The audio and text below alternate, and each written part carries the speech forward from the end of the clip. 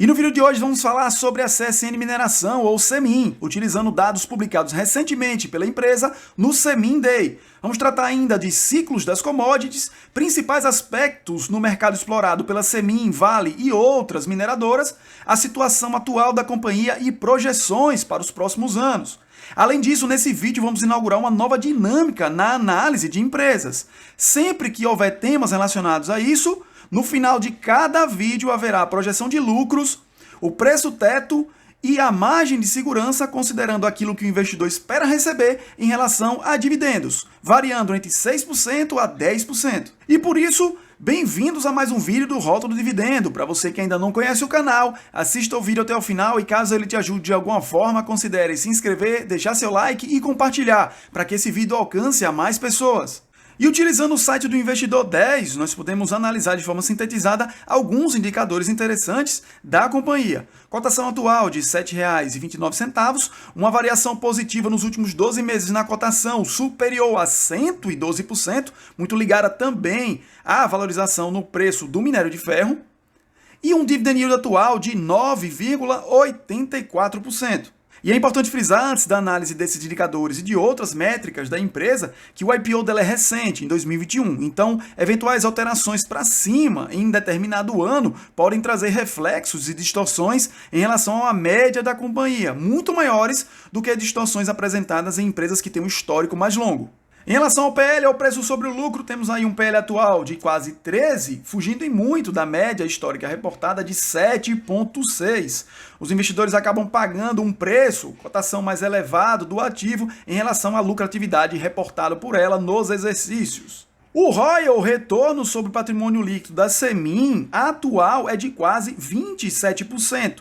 Um patamar interessante de geração de valor à empresa e ao investidor, ainda que abaixo da sua média de 35%. Trazendo agora o indicador de endividamento da empresa e análise da saúde financeira através da relação entre dívida líquida e EBITDA, temos uma alavancagem reportada pela companhia atualmente de menos 0,34, abaixo inclusive da sua média histórica de menos 0,25. E o primeiro ponto destacado na apresentação no CEMIN Day foram os indicadores de performance. A posição de caixa atual no terceiro trimestre de 2023 é de 10,6 bilhões. E olha a relação de alavancagem da empresa, de menos 0,30 vezes, considerando esse cenário, aliado também ao cronograma de amortização da empresa, que não traz nenhum valor substancial nos próximos anos para a quitação desses débitos, nós temos um balanço desalavancado. Então a CEMIN indica que seguirá com sua política de distribuição de dividendos variando entre 80%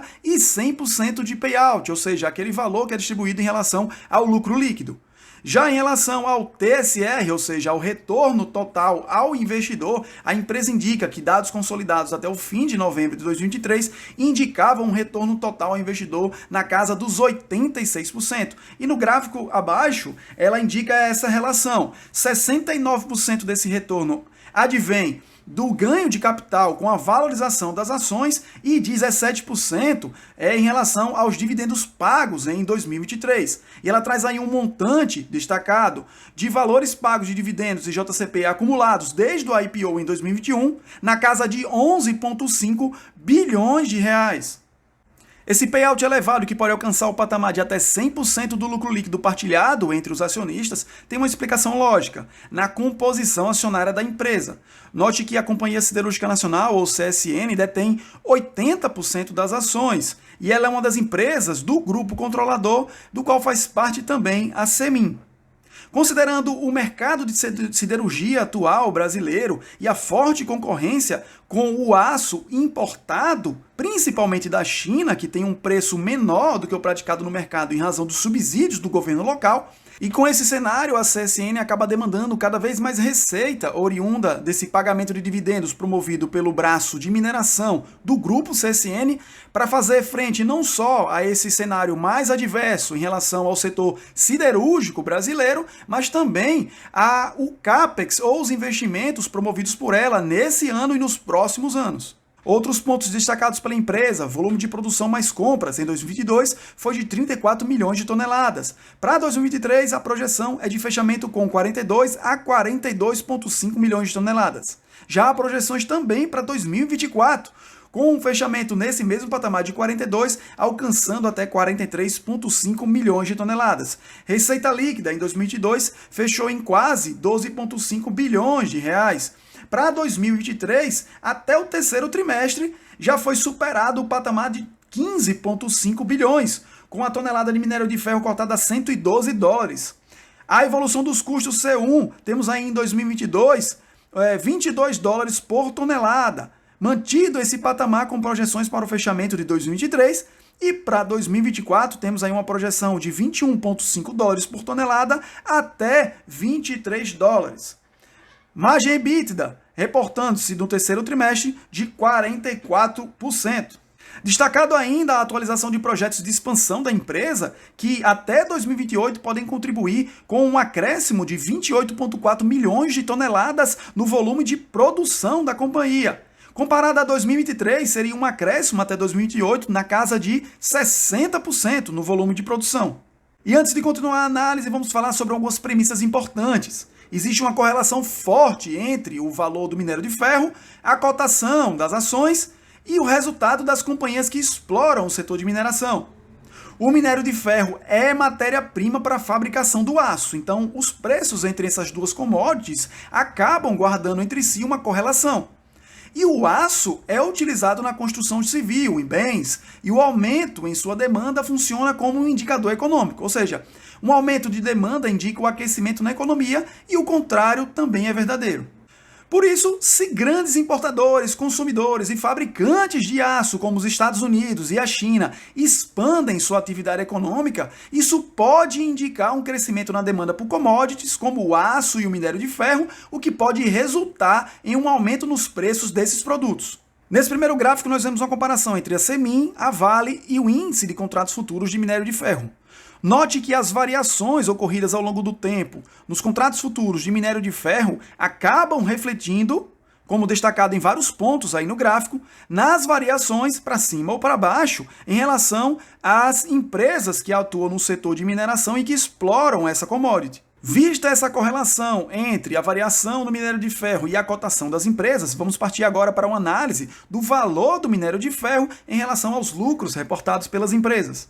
Esse gráfico representa uma variação nos últimos 5 anos do valor do minério de ferro. Destacado aí temos um recorde de valor reportado no ano de 2021 de quase $222 por tonelada de minério de ferro, muito acima do patamar atual de $136. Agora vamos fazer um comparativo com os resultados ou lucro líquido reportado pela Semin.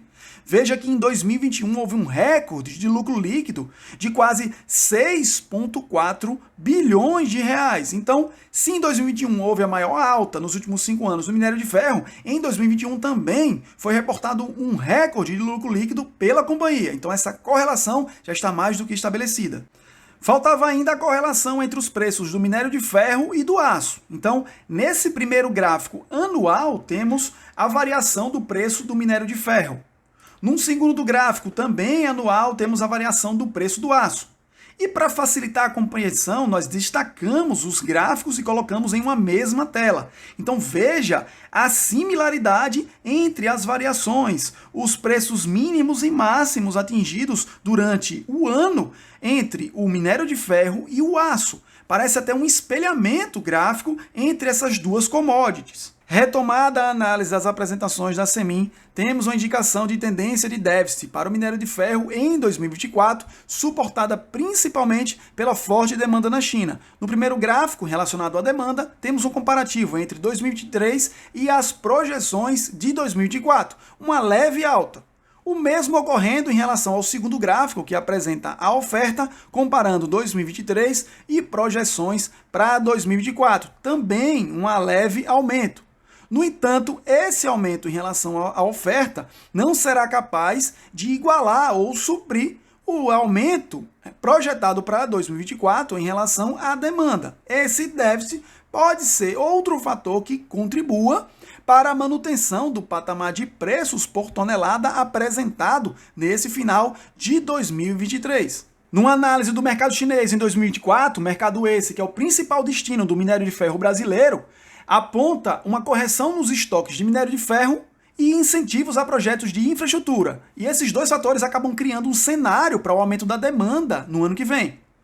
Essa projeção é pautada, primeiro, pela utilização de alto-fornos de 89%, que é o maior nível nos últimos 3 anos. Esses alto-fornos são das empresas siderúrgicas para a fabricação do aço para projetos de infraestrutura. Então, como já explicamos essa correlação entre aço e o fato do minério de ferro ser a matéria-prima do aço, aumento na produção e consumo de aço acaba refletindo nos preços e na demanda para o minério de ferro. Também uma baixa nos estoques da China, que atingiram as mínimas em 2023, e a expectativa de mais incentivos para a retomada do mercado imobiliário e industrial. Quanto aos preços de 2023 e projeções para 2024, como você pode ver aí nesses dois gráficos, a curva de juros futuros aponta para uma tendência de manutenção para 2024 de um patamar de 120 até 130 dólares por tonelada de minério de ferro. O patamar atual hoje é na casa dos 130, então teríamos aí 2024 com um patamar muito semelhante ao desse ano, em que foi reportada uma lucratividade interessante para as empresas que exploram o setor de mineração. Agora, uma análise em relação de custos e os principais fatores que influenciam decisivamente nos resultados financeiros reportados pela companhia. Primeiro, o frete marítimo. E por que a análise dessa variável é importante? Porque o escoamento da produção de minério de ferro para os principais mercados consumidores se dá através do transporte marítimo. Então vemos aí que um preço médio do frete em 2023 ficou na ordem de 20 dólares e 92 por tonelada. E há uma projeção de preço por tonelada no frete para 2024 de 21,92 dólares. Então, dois destaques foram feitos aí em relação à apresentação da Semin quanto ao frete marítimo. O primeiro é de que ela está negociando COAs de curto e médio prazo para redução da exposição ao mercado do frete marítimo, ou seja, as oscilações nos preços do frete.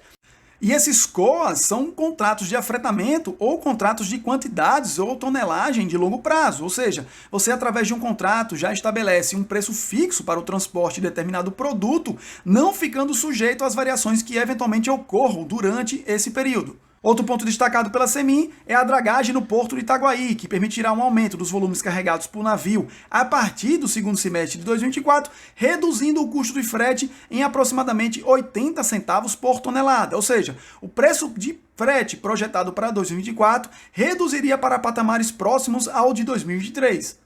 Como vantagens competitivas da Semin, nós temos a operação de um terminal no porto já citado de Itaguaí, no Rio de Janeiro, para escoamento e exportação da produção e a participação que ela tem num consórcio de ferrovias, que são utilizadas para o transporte do minério de ferro até esse porto. Quanto ao volume de produção, nós já destacamos projeções até 2028, com a entrega de vários projetos iniciados pela empresa. Agora, em relação a 2023 e as projeções para 2024, destacamos aí um guidance da companhia, trazendo projeções para volumes em 2024 na ordem de 42 a 43,5 milhões de toneladas. Como último ponto, nós temos aí o custo CFR China, que engloba os custos operacionais mais o frete marítimo. O CFR é um termo usado no comércio internacional que significa que todos os pagamentos, incluído o frete até o porto de destino pretendido, são suportados pelo vendedor.